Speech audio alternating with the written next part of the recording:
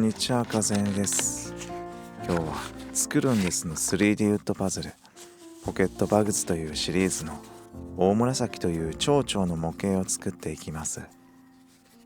この作るんですの 3D ウッドパズルというのは工具や接着剤は不要で、説明書通りに木材のパーツを組み合わせていくだけでいろいろな模型が作ることができるという、子供から大人まで楽しめるパズルです。今回は昆虫のシリーズですが、楽器や乗り物、建物や恐竜などさまざまな種類のウッドパズルがあります。パズルを取り出すと木のいい香りがしました。指で軽く押せばパーツを取り外すことができます。パキッとなる木の音が心地いい。このようにパーツ同士を噛み合わせていくのに、道具は必要なく手だけで模型を作ることができます。どうして急に模型を作り出したのかというと、久しぶりに書店に立ち寄った時、 DIY というコーナーにこの商品をたまたま見つけ、面白そうだなと思って衝動買いしてしまったのです。思い返せば、子供の頃からプラモデルを作ったり、ミニ四駆を改造して走らせたり、レゴブロックを組み立てて遊んだりするのが大好きでした。大人になってからそのような模型を作るという行為は一切しなくなっていたので、ただなんとなく手に取って組み立ててみたいとふと思ったのです。だからこの大紫との出会いは偶然ですね。個人的に本といえば、最近は電子書籍を読むことがほとんどで、書店に立ち寄る機会もめっきり減っていました。久しぶりの書店でしたが、たくさんの本を一望でき、興味がそそられ、気になった本はすぐ試し読みもできるし、ネットで本を探すよりも五感が刺激されて楽しく感じました。現代はあらゆることが便利になって、ネットやデジタルで完結してしまいがちな世の中ですが、こういったアナログな体験から得る感触というのは、人にとって本来大切なことな気がします。そうこうしているうちに大紫の本体が完成しそうです。綺麗な羽を取り付けます。大きなパーツを組み合わせて完成形が見えてくるとやりがいを感じますね。羽の部分が駆動するのかなと思いましたが、固定式で動きはしませんでした。ただ模型はとてもよくできています。立体的に物の構造が理解できるので、組み立てながら楽しく学習できます。これは幼虫です。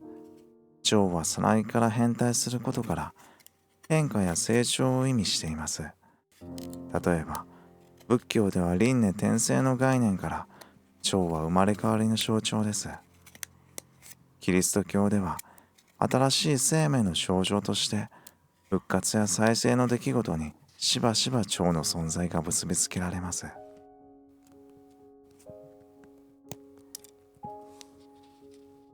幼虫の角が折れてしまいました。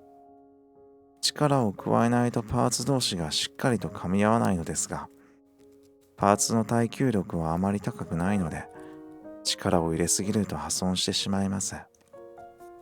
そんな危うさがある中で、自分の力をコントロールすることもまた一興、学びの一つと言えるのでしょう。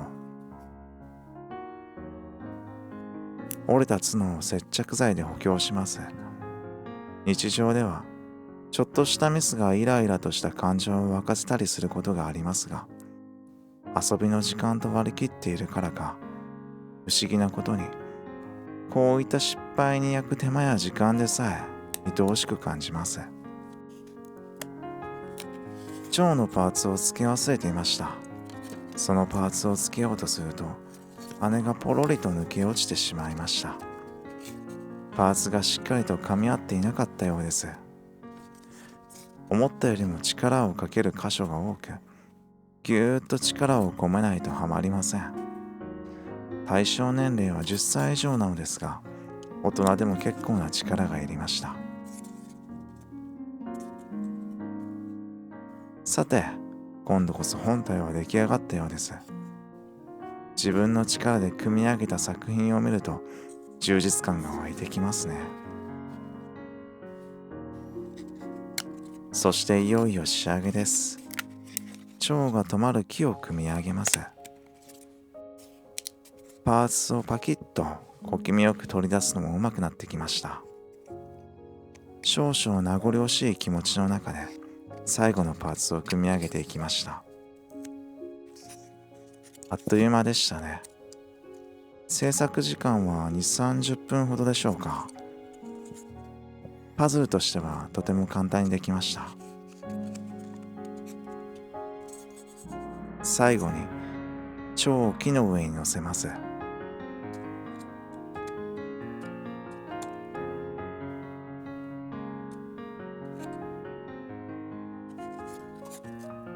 これで完成です。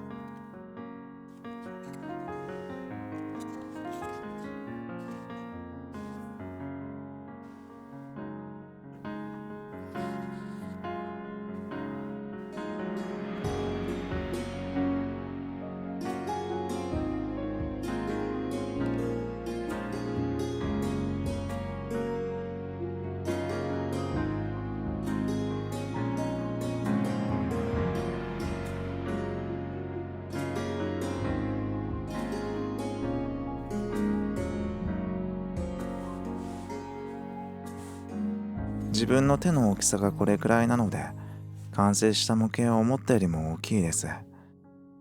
このまま棚に飾ってオブジェにできますね。ご視聴ありがとうございました。よろしければいいね、チャンネル登録をお願いします。ではまたお会いしましょう。